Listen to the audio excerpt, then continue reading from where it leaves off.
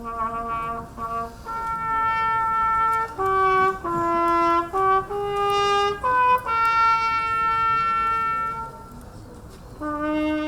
по 80 години се уште се свежи сеќавањата за тоа како бугарскиот фашистички окупатор во сточни вагони испрати 7144 македонски евреи на нивното последно патување.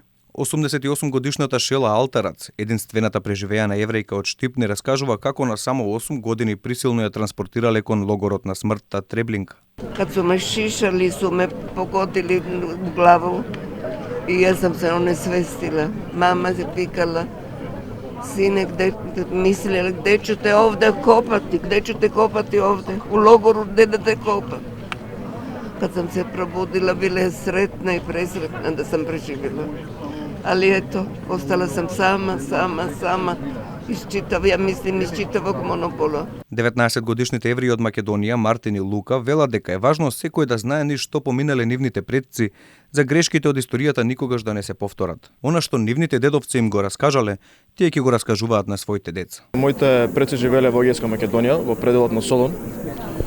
И едина причина зашто прабаба ми преживеала, покојната Миријам Нахама, е бидејќи се фатила со македонец, иако незината фамилија не сакала, нели во тоа време биле организирани бракови, незиниот бил организиран. Меѓутоа она избегала во Скопје со македонец и само поради таа причина успела да се спаси. Мојата прабаба Стевана била депортирана во притвор во Германија. Како сега таму ја силувале, ја мачеле, правеле многу страшни работи, но потоа ја земал некој германец, таму она работела како роб за него. Така ствари она се спасува за војната. Од еврејската заедница во Македонија вела дека светот не треба да дозволи создавање на паралелна историја, покеив на Бугарија и возвишување на фашистите. Вчера се навршија точно 80 години од мартовските мугри, кога војската на фашистичка Бугарија и нацистичката солдатеска на Германија им пресуди на невините евреи.